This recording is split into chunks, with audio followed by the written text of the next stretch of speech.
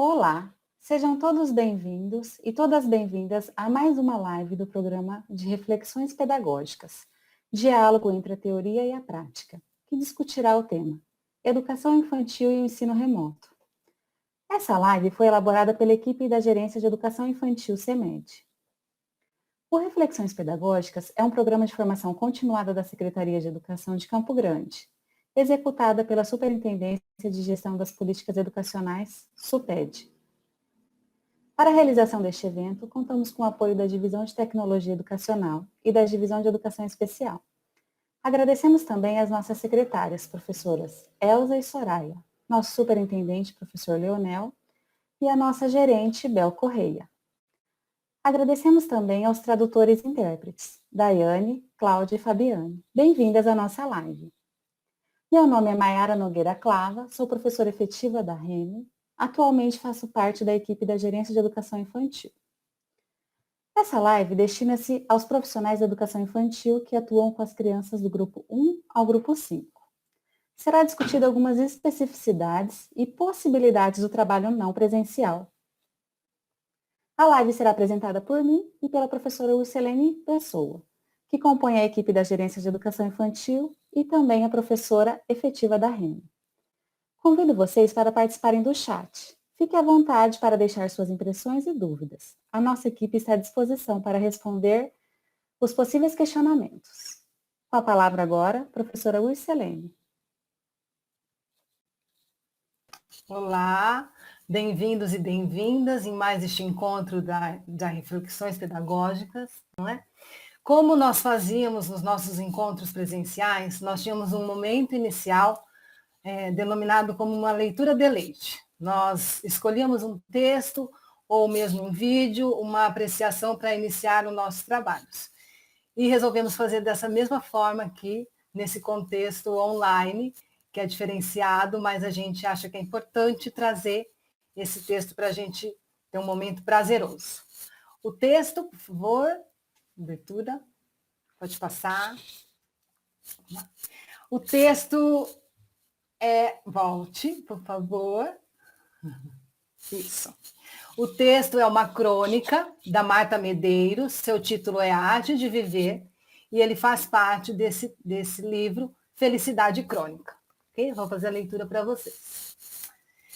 A Arte de Viver. Uns cantam, uns dançam, outros fazem embaixadas por 24 horas sem deixar a bola cair. Uns são campeões de paraquedismo, uns pintam telas abstratas, outros equilibram pratos na ponta do nariz. Batem ponto nas revistas e na TV, dando entrevistas. Quem não tem um talento especial acaba se sentindo um penetra nesta festa onde todos têm tido os seus 15 minutos de caras. Uns sabem desfilar, outros são chefes de cozinha e há os reis do pagode. Uns pilotam carros, outros apresentam talk shows e volta e meia aparece um novo ilusionista. Como não se sentir descartado neste planeta de tantos destaques? Simples, valorizando nossos pequenos, grandes talentos. Viver é uma arte. A arte de conversar com desconhecidos, por exemplo. De se revelar em poucas palavras para uma pessoa que não sabe nada sobre você. E você nada sobre ela. E estabelecer um contato que seja agradável e frutífero para ambas as partes, evitando silêncios constrangedores ou, pior, o sono. A arte de ser pontual para pouquíssimos. Calcular exatamente o tempo que se chega de um ponto a outro da cidade e ter a capacidade de prever o imprevisto. Trânsito mais caótico do que o normal, chuva, falta de lugar para estacionar, atender um paciente na hora marcada, decolar no horário previsto, não entrar atrasado no teatro, um dom. A arte de manter uma amizade por anos a fio. Aquele amigo da adolescência que foi morar em outro país, aquela amiga com quem você se desentendeu por causa de uma bobagem, aquela turma que já não pensa como você. É uma arte saber onde e quando procurá-los, telefonar nos momentos especiais, esquecer as picuinhas, aceitar seus novos pontos de vista, lembrar e rir juntos do passado, um talento a ser aprimorado diariamente. A arte de se isolar, de entrar no próprio íntimo, de buscar ajuda na meditação, de deliberadamente não pertencer a grupo nenhum e fundar uma natureza própria e ainda assim não ser um ermitão. Ser apenas alguém que de tempos em tempos se retira para se reencontrar. Há uma técnica para isso. A arte de perceber segundo as intenções. A arte de se controlar. A arte de fixar prioridades. A arte de saber furar os bloqueios. A arte de não desistir na primeira dificuldade. A arte de não viver uma vida de aparências. A arte de andar desarmado, metafórica e literalmente falando. Cada um de nós mereceria ao menos uma reportagem para homenagear nossos dons mais secretos, aqueles que acontecem bem longe dos holofotes. O dom de viver sem aplausos e sem plateia. O glorioso e secreto dom de vencer os dias. Uma crônica da Marta Medeiros, escrita em dezembro de 1999.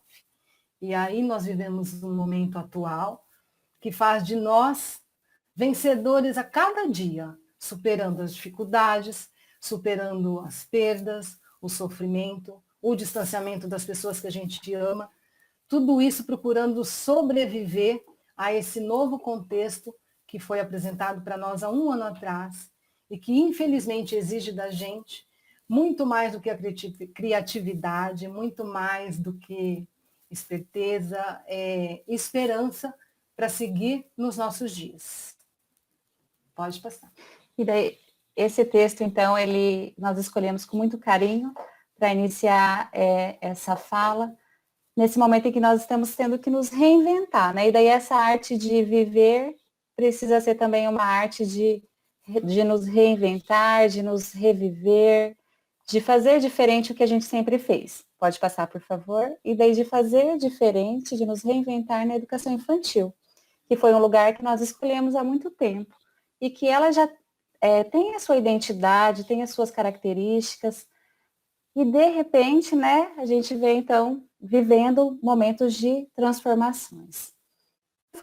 Enquanto etapa da educação básica, a gente vai marcar isso o tempo inteiro. Então, a educação infantil ela não é uma outra coisa, ela compõe a educação brasileira, né? E ela é educação, ela não é outra coisa, né? Ela não é um tapa-buraco, ela não é um lugar para os pais deixarem as crianças. Ela compõe, então, a educação brasileira. Sendo assim, ela deve ocorrer em espaços institucionais. Ela é um direito de todas as crianças. E ela é obrigatória, a partir dos 4 anos de idade. Então, esse é o nosso panorama da educação infantil. Pode passar. Ela também, como característica, tem o direcionamento das ações realizadas pelo professor. E daí não é qualquer profissional também, né, que a nossa legislação exige que esteja ali com a criança, mas é o professor formado preferencialmente em nível superior.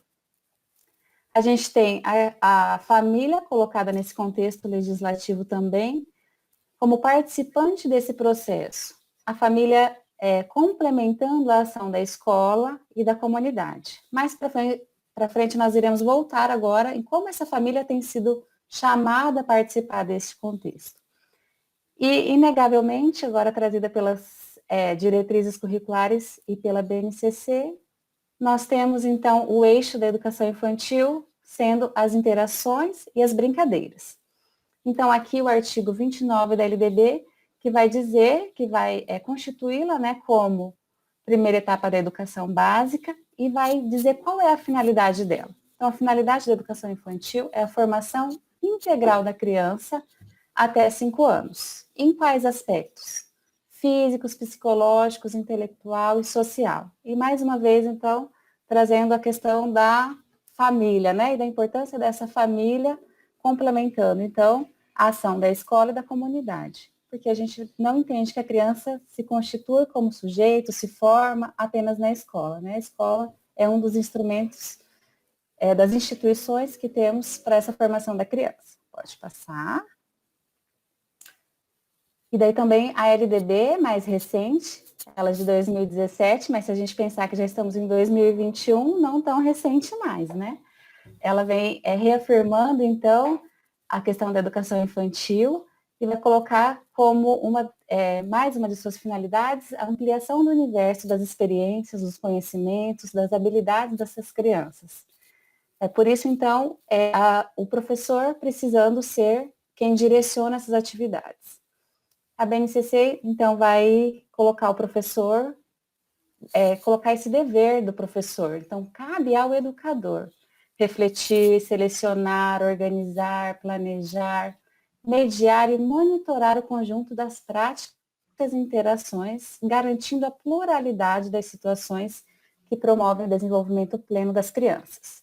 Este era o cenário que nós tínhamos da educação infantil, então, até 2019. Esse é o que nós estamos construindo a história da educação infantil no nosso país e tínhamos como identidade. Até que, de repente, não mais que de repente, pode passar, acontece. Meu Deus.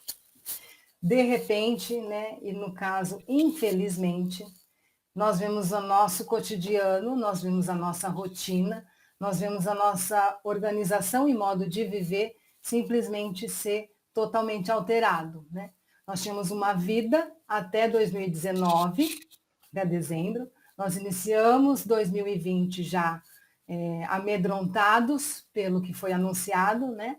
Por esse vírus que causou já tanto malefício, que começou na China, mas que quando chegou no mês de março, ele já estava dando a sua cara aqui no nosso município, em Campo Grande, já estava causando muito transtorno no nosso país. E aí, bom, fazer o que diante disso tudo, né? De repente chega 18 de março de 2020 e o nosso gestor municipal vê a necessidade de lançar um decreto em que põe todo mundo dentro de casa, ele fecha as escolas, né? E no caso da educação, até hoje, as nossas escolas estão fechadas para que as crianças possam ter esse espaço de aprendizagem, né? Então, já faz um ano que as nossas crianças estão afastadas desse espaço educativo, né? Dessa condição de aprendizagem ofertada pelas escolas.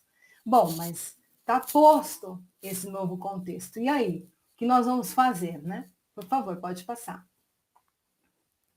Bom, e aí que tudo que nós tínhamos, que a Maiara relembrou para nós, tudo que a legislação pensou como premissa para a educação infantil, tudo isso se vê em xeque, porque toda aquela organização, tudo que a diretriz traz, a legislação, a BNCC, tudo isso é para eu pensar a educação infantil dentro da escola, porque lá é o espaço dela, né? Ela é prioritariamente oferecida dentro de um espaço escolar. E aí, de repente, como disse a Maiara, de repente essas crianças não estão mais. As crianças estão agora num espaço doméstico com suas famílias. E, então, a gente tem uma educação infantil num contexto de pandemia que acaba sofrendo uma total descaracterização, né? Então, porque eu não tenho mais o espaço escolar, eu não tenho mais tudo que ele me oferta, que é um professor com a sua intencionalidade, o seu planejamento, organizando os tempos e os espaços para a educação infantil, com suas propostas, seus planejamentos, os recursos materiais, tudo que nós sabemos, né, que envolve a educação infantil na escola, nós não temos mais. Ok, mas mesmo assim, a gente ainda tem as crianças matriculadas, né, na rede de ensino e elas precisam ser atendidas de alguma forma. Porque também vamos nos lembrar há um ano atrás, né, o que foi essa pandemia, né, o que foi a mídia noticiando tudo isso, a criança ia para a escola, né, ela conseguiu frequentar a escola por um mês e meio, mais ou menos, e de repente o pai e a mãe falam, olha, o responsável diz, não vai mais poder ir para a escola por enquanto, né? Que até aquele momento era um por enquanto, né? Vamos ter que ficar em casa por uns dias, tem uma doença aí que a gente tem que tomar certos cuidados.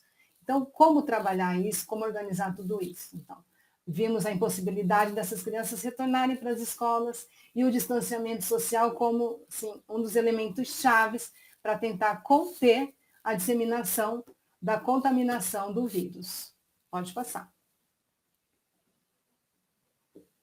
E daí a gente começa a pensar em algumas necessidades que nos foram impostas por esses momentos, né? Por esse momento pandêmico. Então, quando a gente pensa, como vou manter o vínculo, tanto com a criança e com essa família?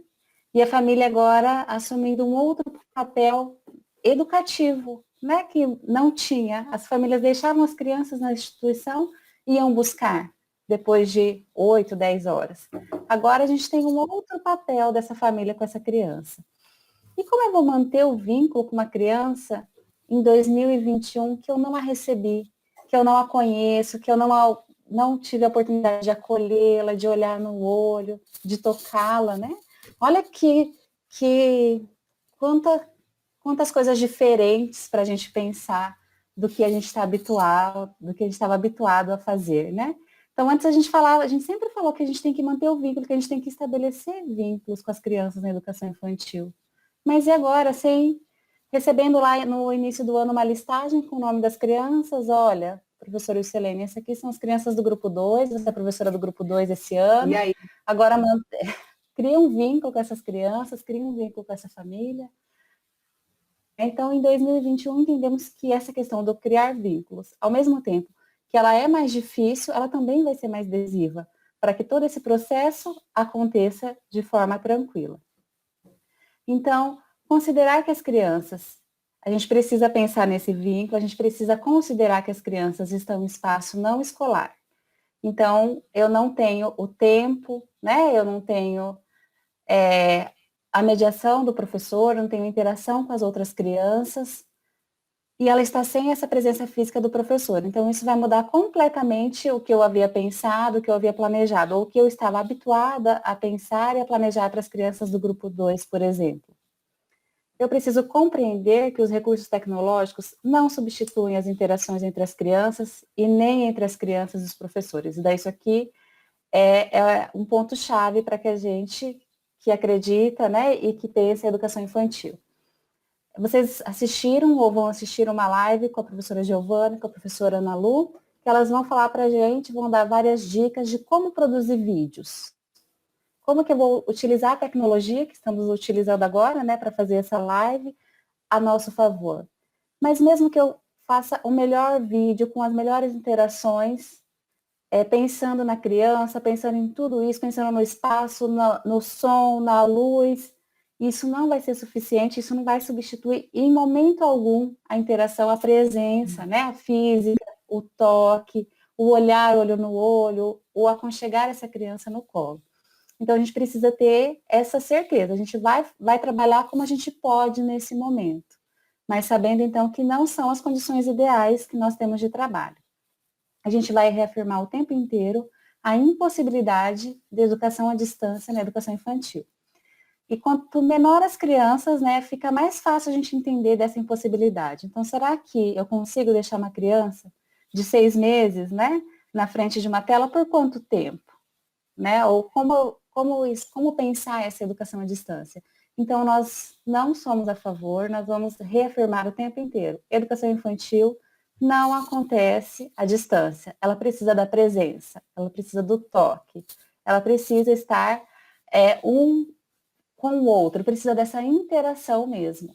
Tá? Pode passar, a gente vai continuar pensando nessas necessidades. Então, vamos entender que algumas famílias não possuem as condições mínimas para oferecer suporte para essas crianças. E quando a gente fala em condições mínimas, a gente não está falando só de recurso, né? Então, não é porque a família tem mais recursos ou tem menos recursos, mas a gente está falando de questões psicológicas, de questões emocionais, de tempo. Tem crianças, então, que ficam com os irmãos mais velhos. E o irmão mais velho nem é tão mais velho assim, né? Então, às vezes, 2, 3 anos mais velho que ela com 4, a criança lá com 8, né? Fica com o vizinho dá uma olhadinha de vez em quando, e essas são as nossas realidades hoje. A gente precisa olhar, a gente precisa ter um olhar e uma escuta sensível para as situações difíceis, que todos, e daí quando eu digo todos, somos todos nós, inclusive, tanto os profissionais como as famílias estamos passando. Então, se a gente pegar, se a gente assistir o jornal e ver quantas pessoas estão morrendo por dia no nosso estado, então a gente tem muitas famílias que estão enlutadas, Nós estamos, muitas vezes, passando por esse luto, por um amigo, por um conhecido. Tivemos perdas significativas na educação infantil do nosso município também. Aí a gente precisa ter esse olhar, ter essa escuta para o nosso colega, para as famílias. Então, uma criança que sempre faz todas as atividades, de repente ela parou de fazer, por que será? Né? Será que eu tenho como me aproximar, e daí me aproximar mesmo distante, né? Mesmo estando distante dela, para saber o que está acontecendo? Será que eu posso ajudá-la? Será que eu posso ajudar essa família que está passando por esse momento delicado? E isso é uma necessidade, muitas vezes, que a gente não tinha, porque nós estávamos com a criança ali. Então, não necessariamente tudo o que acontecia lá no contexto externo tinha uma ação tão direta como tem agora. E a gente precisa também em pensar como acompanhar esse processo vivido neste período, que são questões então relacionadas à documentação pedagógica. Tá? Então, é acompanhar processos vividos e não necessariamente saber o que a criança já conquistou, o que já aprendeu nesse momento. Pode passar. E daí a gente vai lembrar também que, quando a gente está falando aqui, a gente está falando a criança, a infância, muitas vezes. Mas toda vez que a gente fala da criança e da infância, a gente está falando das crianças e das infâncias no plural. Né? Então, isso tem um sentido somente se ele for entendido na sua pluralidade. Não é uma única criança que pensa de uma única forma, que age desse jeito. Não é uma única família que tem os mesmos rituais, que tem a mesma forma de entender essa criança. Não são as mesmas infâncias, né? Nós temos crianças muito pequenas que já ajudam em casa, que já trabalham, que já têm responsabilidade com seus irmãos mais novos, enquanto nós temos outras crianças que têm o seu direito, né, de ser criança, de ser cuidada, de ser alimentada. Então, nós vamos pensar em todos esses contextos que nós temos. Daí aqui como dica a gente deixa esse documentário, que chama Brincar em Casa, é do Território do Brincar.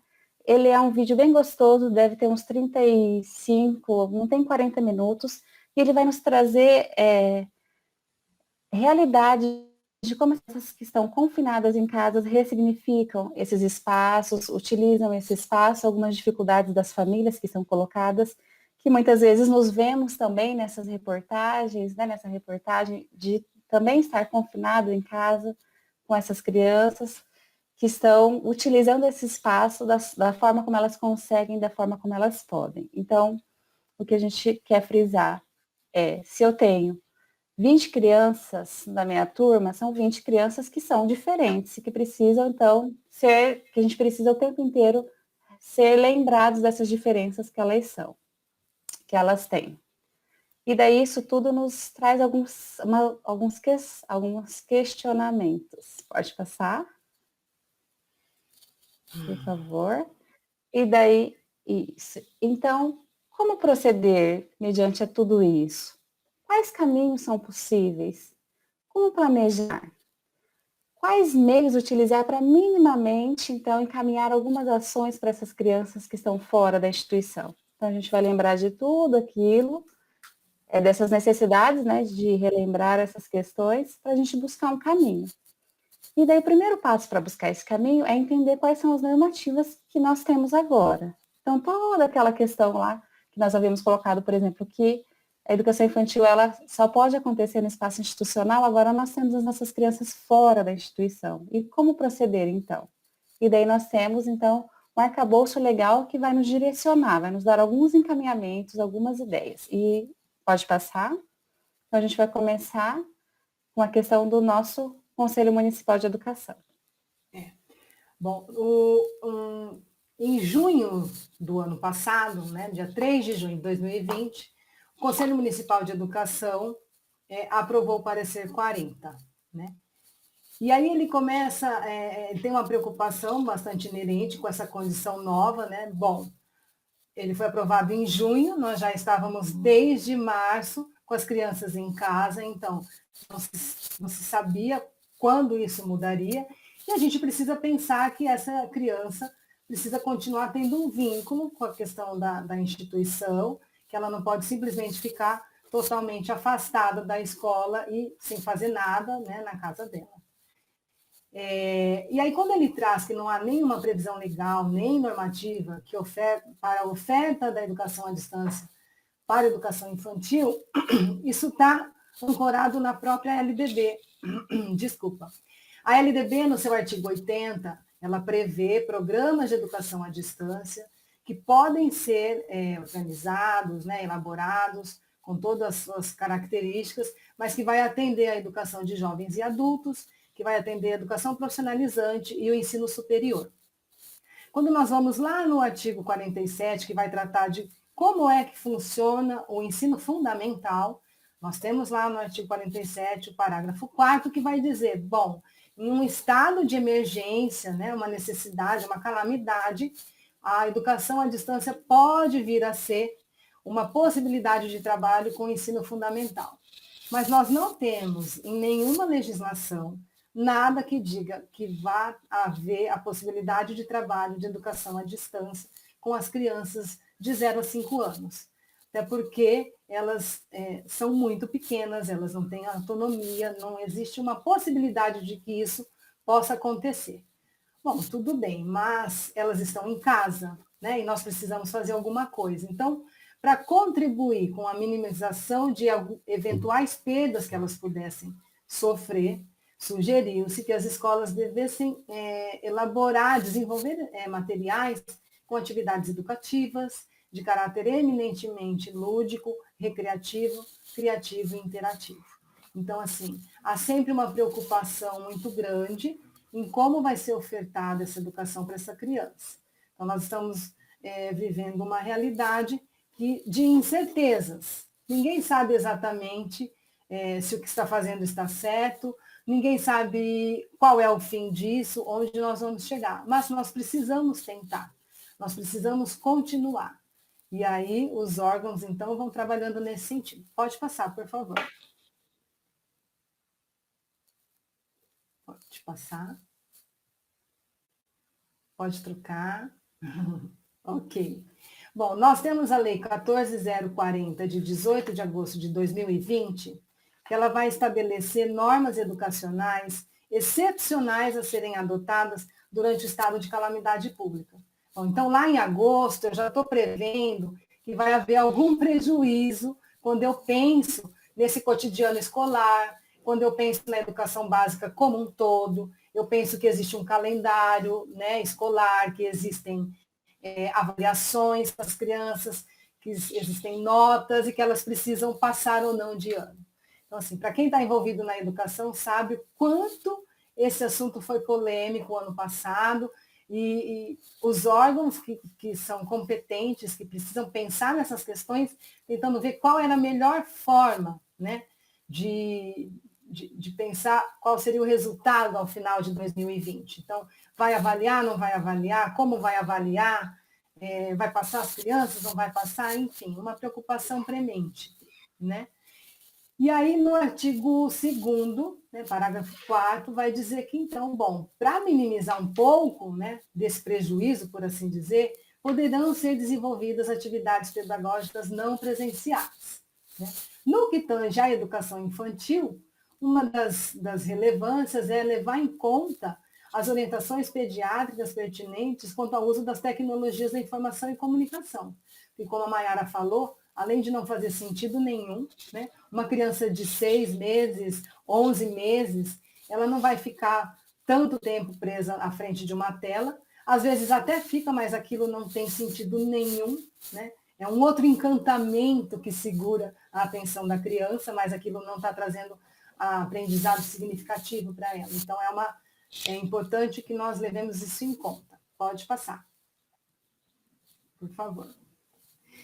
No parágrafo 5º, né, nós temos o destaque de que é uma preocupação para que os alunos e os professores tenham acesso aos meios necessários para a realização dessas atividades. Então, eu preciso pensar quais atividades, como elas serão disponibilizadas, se todas as crianças terão acesso, vai ser ao mesmo tempo, vai ser tudo online, como que elas vão conseguir.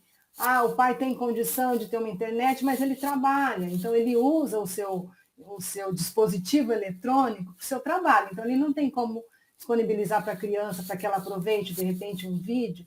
Então, são questões que precisam ser pensadas, né, ao longo do processo que a gente vem desenrolando. Pode passar.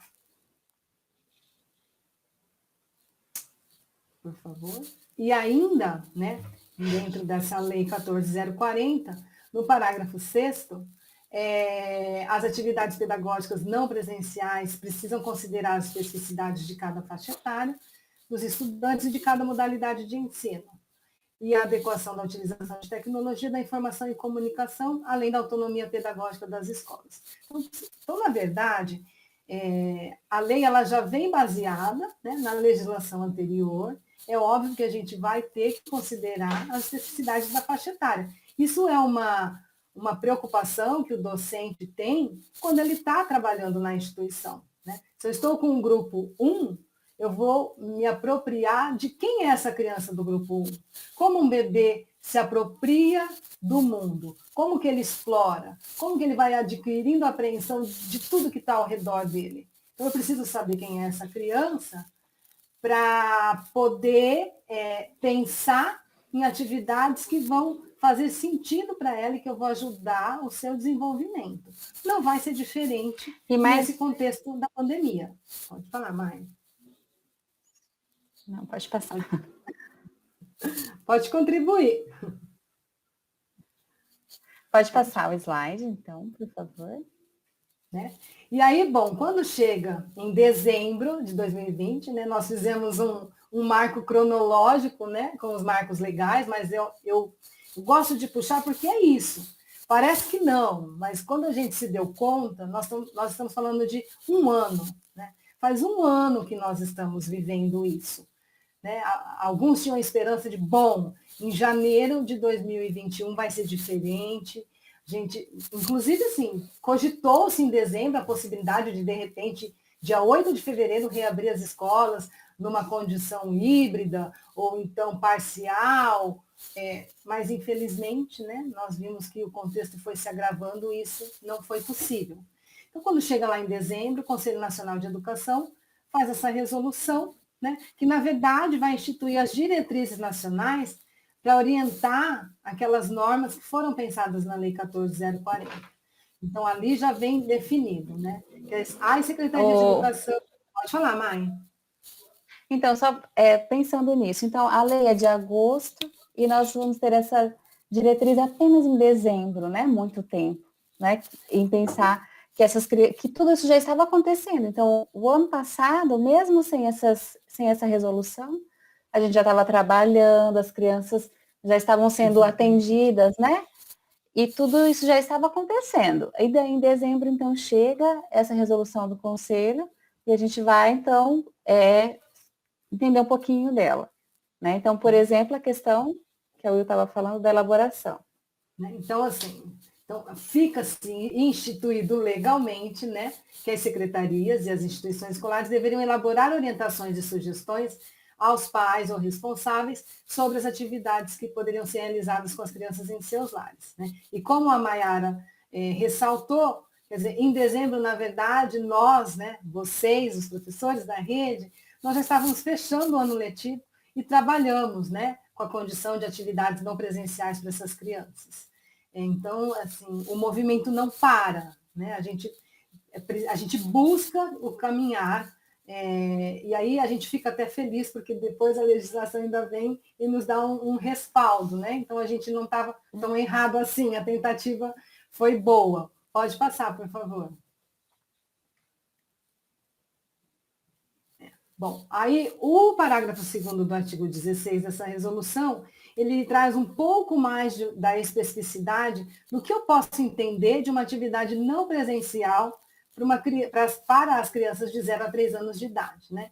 Então, atividades que gerem estímulo, leitura de textos pelos adultos, brincadeiras, jogos, músicas infantis, oferecendo-lhes algum tipo de orientação concreta, como modelos de leitura em voz alta, em vídeo ou áudio. Daí pode passar, para a gente já fazer o gancho, por favor. No parágrafo 3º, as mesmas orientações pautadas agora para as crianças de 4 e 5 anos, que são as mesmas para as crianças de 0 a 3, ampliando ali a possibilidade de algumas atividades em meios digitais, pensando isso de uma forma não presencial. Daí a Mai quer ressaltar um Só volta um detalhe. pouquinho, por favor, no segundo parágrafo. Aqui ele vai dizer, olha lá no início, orientações aos pais ou responsáveis para as crianças de 0 a 3 anos. Então, isso nos traz uma reflexão, né? Então, a criança de 0 a 3 anos, ela não tem, e daí a gente vai falar um pouquinho disso, essa autonomia para realizar essas ações, né? A criança de 4 e 5 também não tem, mas lá no parágrafo 3º, quando ele diz as crianças, pode passar, por favor, novamente. Isso, agora ele já fala assim, ó, para as crianças de pré-escola, as crianças de 4 e 5, daí que ele já dá uma autonomia maior para essa criança de 4 e 5, mesmo a gente sabendo que elas não são tão autônomas assim, mas já é um pouquinho mais que a criança de 0 a 3 anos. Isso quer dizer que as atividades das crianças de 0 a 3 e as atividades das crianças de 0 a 4 não são as mesmas, né? Elas precisam de encaminhamentos diferentes, elas precisam de uma intencionalidade diferente, porque as crianças estão em fase de desenvolvimento totalmente diferente. Pode. Pode seguir. Pode passar. E aí, quando a gente olha para o artigo 17, ele vai trazer como ponto principal que é preciso orientações pertinentes quanto ao uso da tecnologia de informação e comunicação. Então, isso é trazido na lei, isso é trazido na resolução, e mais à frente nós veremos também nas orientações organizadas pela secretaria. Então, assim, nós sabemos que ela é um meio, né, um meio possível, já que não é presencial. No entanto, nós também compreendemos que não é o ideal, né? Que é essa exposição por longos períodos da criança com as questões da tecnologia e da mídia, podem também acarretar algum prejuízo. Então, assim, como dosar isso, né? Como pensar as propostas de atividades levando isso em conta? No parágrafo 1º, ele também vem ressaltar, né, o tipo de atividade, né, o que se espera com essas atividades, né, de estímulo cognitivo, socioemocional, experiências lúdicas. Inclusive, ele ressalta, né, um pouco do que traz a BNCC, que não se deve desconsiderar as propostas dos campos de experiência, né? Isso vem como embasamento, mas eu tenho isso para pensar o quê? Atividades em espaços domésticos, em espaços não escolares, então não serão pensadas da mesma forma, não serão encaminhadas pelo professor. O pai, a mãe ou o responsável, ele não tem, obviamente, existem pais pedagogos que suas crianças estão na educação infantil, mas estando em casa, ele é pai e mãe, ele não tem a função de pedagogo. Né? Então, para aqueles que não têm. Estou lendo rápido demais. Para aqueles que não têm nenhuma formação voltada na área da educação, é importante. Ai, me perdi, desculpa, gente. É que eu estou lendo muito É rápido. importante essa orientação da instituição, né? Para essas famílias. Então, eles vêm dizendo isso para a gente. Olha, oriente essa família. Não deixe, não mande apenas para a criança, né? Olha, estou mandando isso aqui, se vira lá na sua casa, pede para alguém. Não. Mas chama essa família para perto, dê uma orientação direta a essa família também. Aqui no parágrafo 2 ele diz, as crianças, eles têm menor nível de independência. Então, é diferente planejar para o menino do 5º ano, gente. O menino já mexe melhor que a gente no celular, mexe melhor que a gente nessas tecnologias da informação. Mas agora para uma criança lá do grupo 3, né? Então, essa autonomia, ela é diferente. A gente precisa respeitar essa especificidade, trazendo, então, a família para perto, né? Então, essa orientação também é família. E agora a gente não pensa só na criança, né? A gente pensa na criança e em como encaminhar isso para a família. Em como orientar isso de forma que o pai, a mãe, a avó, a bisavó, a vizinha entendam o que eu estou dizendo para viabilizar essa atividade com essa criança. Vamos seguir? Obrigada, Mayara. Pode passar, por favor. Ok. A gente tem no parágrafo 3º que a Mayara falou, então, bom, se essa criança pequena não tem essa autonomia, é o que a Mayara disse, a gente tem que fazer chegar orientações para aquela criança, para o adulto que vai lidar com a criança, né? E no parágrafo 4º, os sistemas de ensino e as instituições precisam pensar no uso das tecnologias e no acesso, né, que professores e alunos terão a isso. Pode passar, por favor. Bom, e aí a gente chega num documento mais local, né? Conhecido. Esse é conhecido, eu acredito, pelo público que está assistindo a live, não é? A CI elaborada pela SUPED, CI de número 51 e 52, uma encaminhada para as escolas de ensino fundamental que atendem também educação infantil, e a outra encaminhada especificamente para as EMEIs, as escolas de educação infantil. Então, na verdade, a CI vem corroborando com aquilo que a legislação anterior já veio colocando como premissa para esse trabalho, né? A gente ressalta, a Mayara já falou em outros slides, estão escritos, vocês vão ouvir até terminar a live, e nós entendemos que a educação à distância, ela não é para educação infantil, mas as crianças estão em casa. E diante disso, o que nós podemos fazer, né? Qual a melhor forma de atender essa criança? Então, elaboração de arquivos digitais, criar os comunicados que orientam as crianças e as famílias, propostas de experiências e atividades compatíveis com a faixa etária, priorizar propostas significativas. Pode passar, por favor.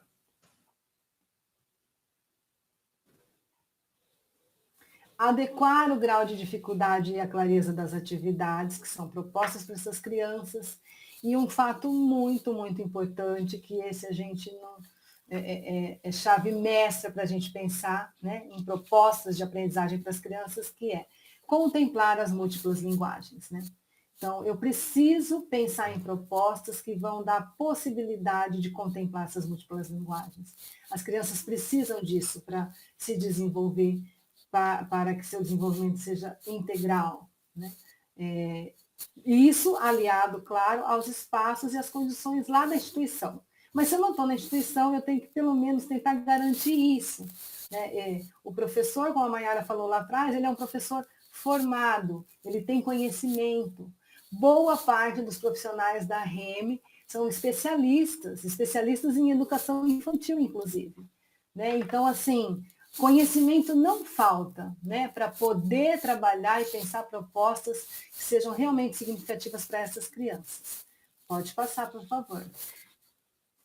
Até porque quando a gente não pensa nessas atividades significativas, a gente tem essa imagem aqui, que é do Frato, né? E daí, se a gente observar bem, não sei se vocês conseguem, né, pela projeção, observar que essa criança no quarto, ele tem diversos brinquedos, ele tem uma tela ali, ele tem 2 adultos contemplando que estão pensando. Ah, esse é um menino de sorte, não lhe falta nada. E a gente pode acrescentar isso. Ah, é um menino de sorte que está protegido do coronavírus, né? Então, a gente está cerceando ele de todos os contatos e a gente está zelando pela sua saúde. Mas olha a cara da criaturinha, né? Que o Frato nos traz. É uma ilustração de 1990, mas que faz todo sentido agora, né? Nesse momento que estamos vivendo. Ele está ali, ele tem brinquedos, ele tem uma tela, mas olha onde está a imaginação dele. Né? Então, está lá sentindo falta das interações, das brincadeiras, do movimento, né? Do ventinho batendo no rosto, né? E daí passa mais uma, por favor, que a gente vai chegar nos direitos de aprendizagem. Então, assim, eu preciso cuidar da saúde, isso é primordial. Nós vamos lutar sempre, então, por isso. A saúde, a gente precisa preservar a saúde, tanto das crianças quanto dos profissionais que atuam com ela. E preservando essa saúde, o que é que eu posso minimizar de danos para essa criança? Então, a gente não vai poder permitir que essa criança conviva com outras crianças. Por quê? Porque isso pode causar um mal à sua saúde, né? Isso pode trazer o vírus, e esse vírus é letal. Então, a gente não vai permitir isso. Mas será que eu posso propor que ela conviva lá dentro da sua casa? Volta só um pouquinho na imagem, por favor. A imagem tem 2 adultos contemplando ali, né? Então, em vez desse adulto contemplar, será que eu consigo dar uma orientação que chegue a esse adulto para dizer para ele, olha, adulto, em vez de contemplar, interaja, em vez de olhar de longe, vá ali, desliga um pouquinho a tela, senta. Outra questão que chama atenção na imagem é a diversidade de brinquedos e objetos que tem, né? Mas a criança não está interagindo com nenhum, Então, pode voltar no slide no próximo, dos direitos de aprendizagem. Brincar. Então, o brinquedo pelo brinquedo não garante a brincadeira. Não. E como que eu posso, então, orientar essa família, né? Olha, não deixe só a criança lá no cantinho no quarto dela cheio de brinquedos. Ela precisa de mais que isso, ou de menos, né? Mas ela precisa de você, precisa de alguém, do humano, da figura humana, da presença física ali com ela. Então, será que se o adulto se dispusesse a sentar, e daí não é por muito tempo não, gente, por 3, 4 minutinhos com aquela criança ali, será que a expressão dela mudaria? Será que ela precisa só da interação de outras crianças, né? Como que eu posso possibilitar que ela faça explorações? É um dos direitos que eu acredito ser o principal, um dos principais, é a questão de permitir que as crianças se expressem. Então, a gente precisa, e a gente fala o tempo inteiro lá na instituição, a gente precisa olhar essa criança, a gente precisa permitir que ela fale, mas mais que permitir que ela fale, a gente precisa ouvi-la, né? E como também dar orientação para as famílias nesse sentido. Olha, escute a criança, né? Escute o seu filho, escute esse ser humano que está com você. Ele também tem coisas muito importantes a nos dizer. Como possibilitar que ele conheça a si e como que ele participe das questões. E daí, essa questão da participação, gente, hoje ele vai participar ajudando a família na cozinha, né? Ajudando a família a cuidar da casa. E são questões que a gente pode orientar as famílias para que a gente coloque as crianças em movimento. E daí talvez um movimento bem diferente do que elas estavam e nós estávamos habituados, mas também um movimento. Uma participação diferente daquela que nós estávamos pensando na instituição, mas também uma participação, né? O brincar, não mais brincar no coletivo, mas um brincar também não sozinho o tempo inteiro, né? E como possibilitar isso para as crianças. Então, os direitos para a gente não esquecer deles, a BNCC de 2017, ela continua, né? Aí ela continua sendo um documento muito importante para a nossa ação, e a gente vai pensar nela também de forma diferente. Então, a gente não quer todas as questões que estão colocadas ali, mas o que a gente conseguir garantir é importante que a gente que a gente retome algumas questões. Tá? Então, principalmente desses 6 direitos que ela nos traz. Pode passar. Bom, até o momento, né, e a Mayara falando, né, das possibilidades de garantir esse direito, e aí eu fico pensando, nossa Senhora, quanta coisa, quantos desafios, né? Quantos desafios, porque nós nos formamos para trabalhar numa sala e para também explorar os espaços externos de uma instituição. Isso aí a gente, vamos dizer que a gente tira de letra, né? A gente já está habituado, a gente tem as trocas, as experiências, as formações. Então, isso eu diria que é a nossa zona de conforto no sentido da quantidade de conhecimento que nós temos para isso. E, de repente, né, o corpo profissional que lida com a criança, os professores, os coordenadores que estão por trás também ajudando, orientando, também pensando nas possibilidades, quer dizer, são desafios para todos nós, né? Nós estamos na secretaria como técnicos, estudando e pensando nas possibilidades de ajudá-los, mas estávamos há pouco ainda na sala e nos lembramos bem dos desafios, né? E é isso. E pensar essas atividades, então, não presenciais, ainda é um desafio, né? Já faz um ano que estamos trabalhando com isso. Nós chegamos agora, né, nos cadernos base, e aí, para falar desse caderno base, eu quero retomar lá em março, quando todo mundo foi para sua casa, a gente não sabia nem o que fazer, tanto é que nas 2 primeiras semanas não houve contagem de dias letivos inicialmente, realmente assim todo mundo parou, uma situação que trouxe um desequilíbrio para todo mundo, então não funcionou a escola, não funcionou o comércio, tá, ok, mas e daqui para frente vamos fazer como? Então, naquele momento, em abril, foi uma proposta da SUPED, né, que a GEINF organizasse um caderno de atividades e experiências para contribuir nesse pensar de atividades não presenciais. Né? Pensamos inicialmente para atender 15 dias letivos, né? Os cadernos foram disponibilizados via site da CEMED, né? Todo mundo teve acesso, teve pai que baixou do site, teve instituição que imprimiu e entregou, enfim, foi aquele primeiro movimento. E a partir disso, como nós esperávamos que dentro em breve estaríamos na escola, nós fomos vivendo ao longo de 2020 um processo de construindo outro caderno, outras atividades, mais um caderno para 15 dias, um caderno para 30 dias, e quando vimos, já fechamos o semestre, quando vimos, iniciamos o outro, e encerramos o ano com esse contexto. As instituições que organizavam, né? Cada instituição organizava a sua forma de pensar esse caderno de atividades, a maioria entregou impresso mesmo, até pelas condições de famílias que não tinham acesso, né, para baixar isso, enfim. E foi assim que nós encerramos o ano letivo de 2020. E aí iniciamos 2021, né, pensando que poderíamos retornar, só que não. Estamos aqui em casa trabalhando, inclusive nesse momento específico, né, a maioria dos setores trabalhando em home, porque a gente está vivendo um momento muito caótico no nosso município, os hospitais estão lotados. Inclusive as instituições, né, Will? Sim. As instituições fechadas também. Também foram fechadas, né? Houve, se eu não me engano, 3 momentos em que as instituições foram fechadas, mesmo sem que ninguém estivesse lá. Então, assim, e um momento de incerteza, porque a gente olha o noticiário e a gente fala, isso vai acabar quando? Quando todos estaremos vacinados? A gente não sabe, né? Então, retornamos 2021 com a proposta do caderno, mas com algumas diferenças, né? Primeiro que a CEMED se comprometeu em organizar esses cadernos e distribuí-los, né? E isso, como está escrito, é um desafio que não é fácil, porque quando nós tínhamos em 2020 as instituições organizando os seus cadernos, elas tinham conhecimento da sua comunidade, daquelas particularidades, cada professor conhecia a sua turma e sabia como lidar com isso. Quando a gente tem um material que é organizado na secretaria, eu tenho que pensar que eu tenho que atender uma rede que não é pequena.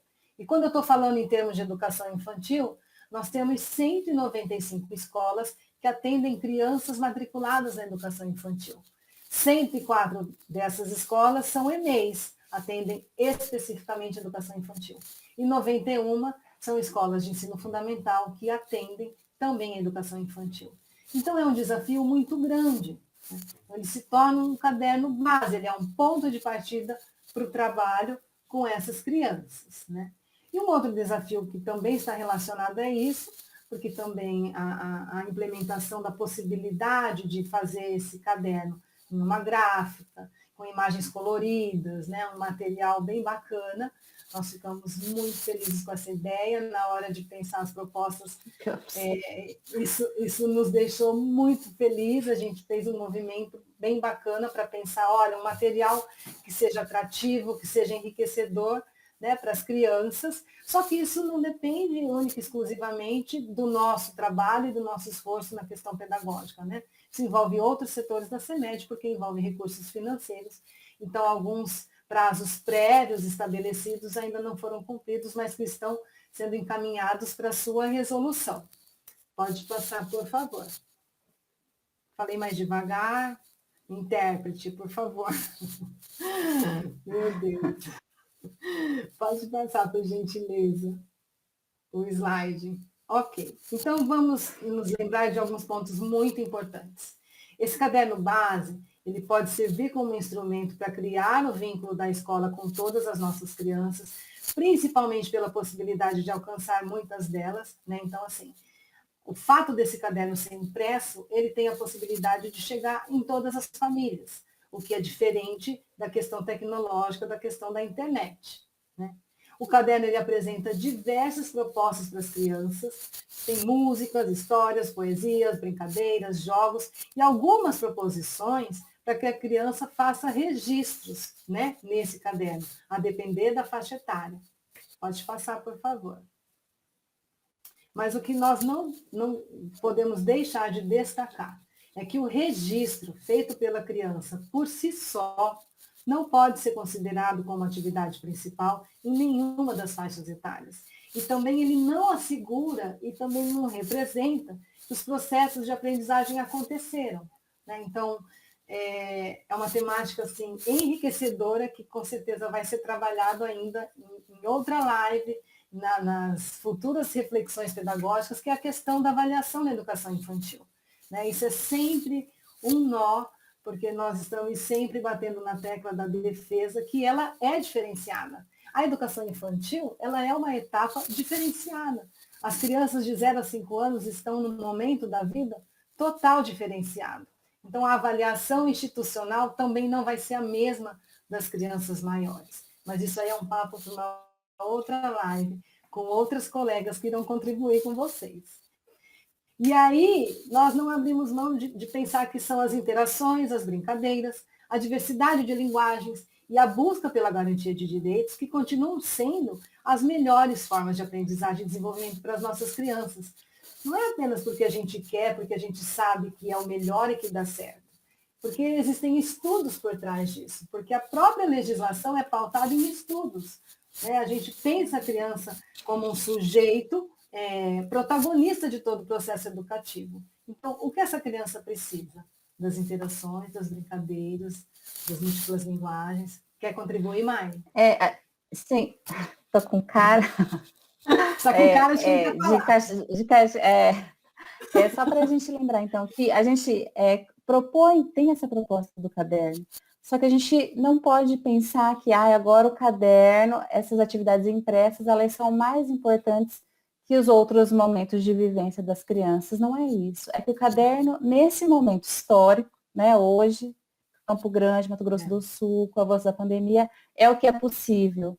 Né? E a gente sabe de todos os entraves que isso traz, a gente sabe de todas as críticas que isso também traz, a gente sabe que se a gente não tiver muito cuidado como a gente orienta essa família, isso ao invés de ajudar, muitas vezes pode trazer alguns prejuízos. Então, a gente quer destacar isso, que a gente tem consciência de que o caderno impresso, e muitas vezes, ele não vai ser a melhor atividade para a criança, que a gente tem outras atividades, outras possibilidades, mas que nesse momento histórico, essa é uma das possibilidades que foi encontrada para que a gente atenda minimamente essa criança. Ok? É isso aí, Maia. Não podem esquecer disso. Vamos para o próximo slide, por favor. Pode passar. Ok. Então, posto esses desafios todos, né, os cadernos eles foram e são pensados todo esse contexto, né? Na verdade, é só para corroborar o que a Mayara falou. Eles buscam explorar essas múltiplas linguagens que nós já pontuamos a importância delas, favorecendo o contexto de brincadeira e imaginação, mas levando em conta que os espaços utilizados dessa vez são espaços domésticos, né? As situações são situações cotidianas dessa família, não são situações pensadas pelo professor, né? Organizadas no espaço da instituição. Então, esses cadernos são pensados dessa forma, né? Vão ser entregues para as famílias. Bom, em que condição, né? Que material ela tem? Que recurso ela tem para essa proposta de atividade de arte, por exemplo? Né? Ou para as atividades de educação física? Então, o que a gente pensa levando em conta o conhecimento das famílias do meu grupo, né? Do grupo das minhas crianças? Pensando sempre nas possibilidades das crianças observarem, interagirem e continuarem se desenvolvendo. Uma coisa é fato, as crianças elas se desenvolvem, estando na instituição ou não. Quando a gente oferta a educação para elas, que no nosso país é um direito garantido em lei, é obrigatória, ela é gratuita, né? E de qualidade. Então, assim, é porque a gente entende que isso favorece demais o desenvolvimento da criança. Né? A gente sabe disso, a gente tem provas disso. A gente tem crianças da REME que já estão fazendo faculdade, a gente tem crianças da REME, inclusive, que são professoras da REME.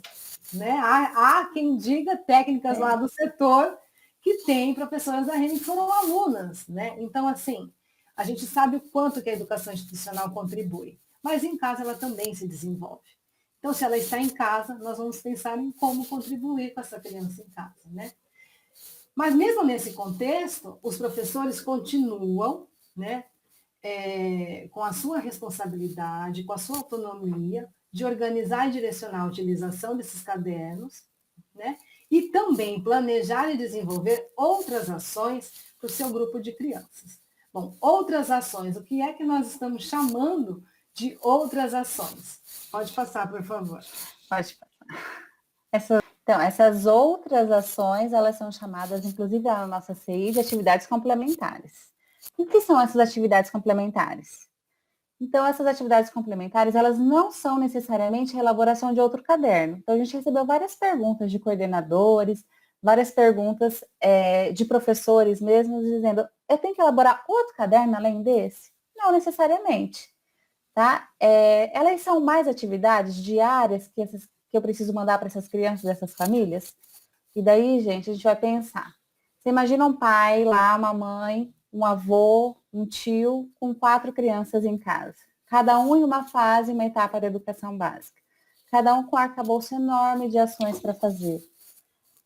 Nesse momento delicado que a gente está conversando, será que eu mandar atividades diárias, um monte de atividades diárias para essa criança é o melhor, né, para esse desenvolvimento? Porque a gente está pensando na criança ainda, a gente não mudou o nosso foco. Então, a educação infantil, a gente pensa na criança e no desenvolvimento dela.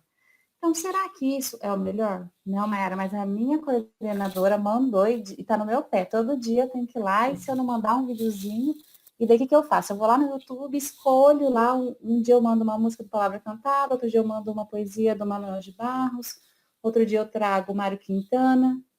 Mas essas atividades aleatórias que eu escolhi porque eu preciso mandar atividades diárias. Será que são essas atividades complementares?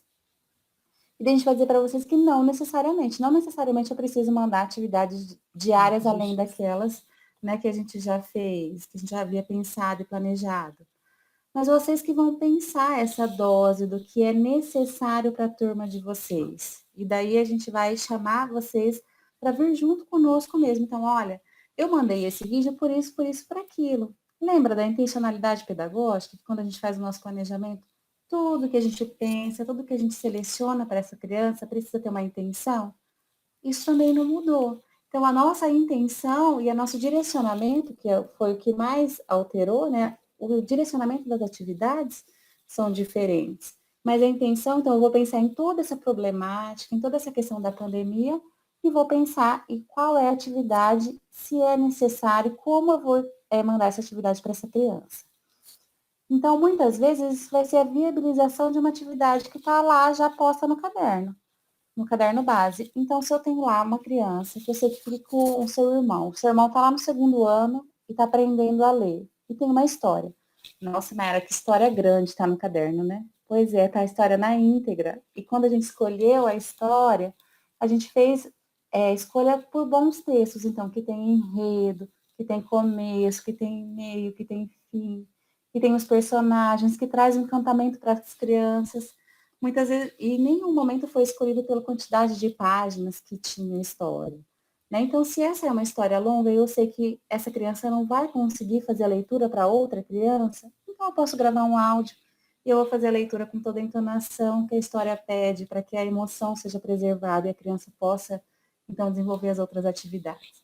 Então, essas atividades complementares, elas precisam ser dosadas, precisam ser pensadas, precisam ser planejadas, tendo a criança como um foco e cada professor, então, entendendo a sua realidade, entendendo o seu contexto, entendendo o que é importante para a sua turma naquele momento.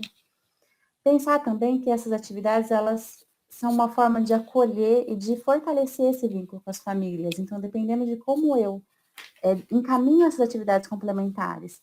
Então, eu vou fazer uma chamada agora e vou colocar uma foto das crianças que eu pedi, vou colocar o nome, vou chamar a Wilcelene pelo nome. Olha, Wilcelene, a Pro está aqui. E daí por quê? Porque essa criança estava precisando dessa acolhida, porque essa família passou, estava distante de mim, e agora eu vou fazer um vídeo personalizado que eu vou mandar só para a Wilcelene, porque é ela que nesse momento está precisando.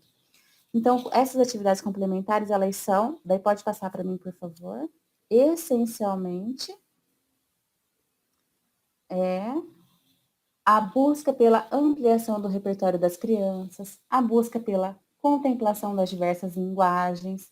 Então, olha, eu tô achando que o meu grupo está precisando de mais desenho. Esse que tá pouco. Eu posso propor, então, uma atividade, outras atividades, utilizando outros meios, outros recursos para esse desenho? Eu posso. Tá? Então, isso vocês têm total liberdade, total autonomia, e mais que isso, né, até o dever de fazer isso, de estar aumentando e contribuindo para esse desenvolvimento.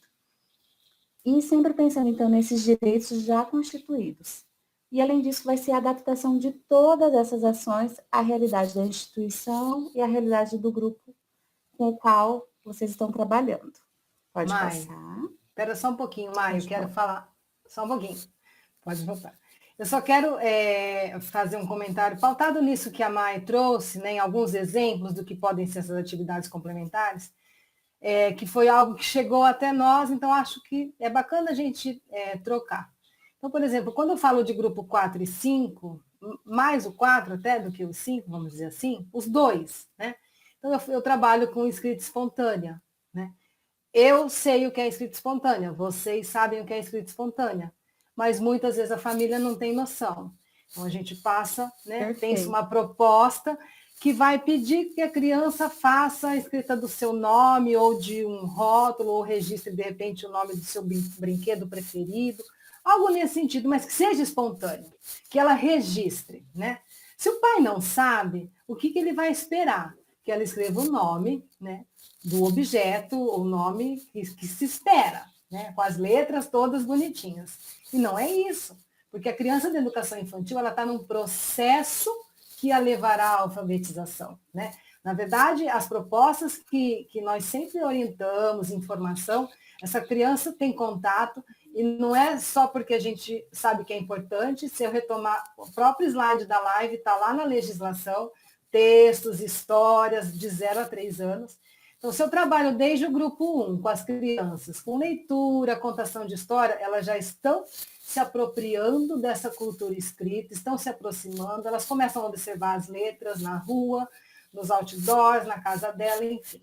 E aí eu peço, então, para essa criança uma atividade de escrita espontânea, mas eu não me comunico com essa família, né? Eu não crio esse vínculo, eu não explico o que ele pode esperar. Então, o pai pode ficar ali horas apagando, porque ela não está fazendo corretamente, porque ela não está escrevendo. Né? E isso aí, Ficar como bravo a com a Maiara. criança ou fazer ela copiar, né, Will? Então, como a Maiara já ressaltou também em outro momento, então eu não estou contribuindo com o desenvolvimento, eu estou prejudicando. Porque o pai pode brigar, pode pôr de castigo, pode achar que está fazendo corpo mole, que não quer aprender. Né? A gente sabe que isso é uma realidade. Então, qual é a minha função como professor? Olha, pai, hoje a atividade, se a minha instituição trabalha, por exemplo, com os grupos de WhatsApp, eu posso fazer um vídeo, eu posso fazer um áudio, né? A melhor forma, a forma que eu também me sinto à vontade, né? Eu nem vou entrar na questão dos vídeos, porque isso aí fica para a live das meninas, que elas têm várias dicas, várias opções.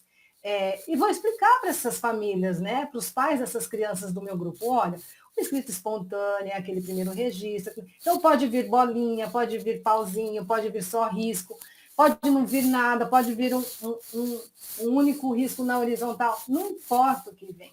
Para nós que sabemos o que queremos, né? É a expressão da criança, daquilo que naquele momento ela compreende como um registro escrito. Né? Ela está no processo de aquisição disso. Então, essa é uma responsabilidade do professor, que pode ser resolvida com uma atividade complementar, por exemplo. Né? Então, eu acho importante a gente ressaltar o que se espera, né? O que se pode pensar dessas atividades complementares. Antes mais. Muito obrigada, Will. E daí, já caminhando para o final, então, nós trouxemos o Paulo Freire para refletir um pouco conosco esse tempinho que nós estamos vivendo. Então, ele vai nos dizer assim, é preciso ter esperança, mas ter esperança do verbo esperançar. Porque tem gente que tem esperança do verbo esperar. E esperança do verbo esperar não é esperança, é espera. Esperançar é se levantar. Esperançar é ir atrás. Esperançar é construir. Esperançar é não desistir. Esperançar é levar adiante. Esperançar é juntar-se com outros para fazer de outro modo. E daí essa reflexão do Paulo Freire nos faz pensar também que a gente está nesse caminho muitas vezes incerto, mas que não dá para a gente ficar esperando. E a gente precisa então esperançar mesmo. é juntar-se, pensar, fazer de outra forma, sempre pensando na criança, sempre pensando nessa qualidade da educação.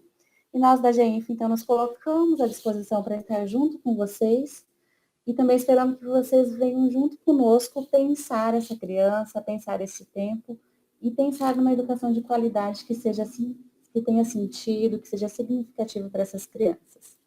Nós agradecemos a participação de vocês, pedimos mais uma vez que vocês entrem no chat, deixem suas impressões, falem conosco e, dentro do possível, estaremos respondendo todas as questões, mas o último slide também tem os nossos contatos.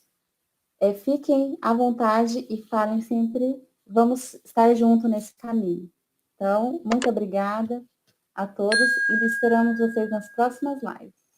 Muito obrigada. Né? Aproveitem, perguntem, se manifestem. Né? Como diz a Maiara, nós precisamos nos juntar, né? Somar ideias, né? Somar reflexões para caminhar e pensar sempre na criança. Né? Nossa prioridade é sempre a criança. Muito obrigada pela audiência de quem se dispôs a ficar conosco neste período. Até mais. Tchau, tchau. Tchau.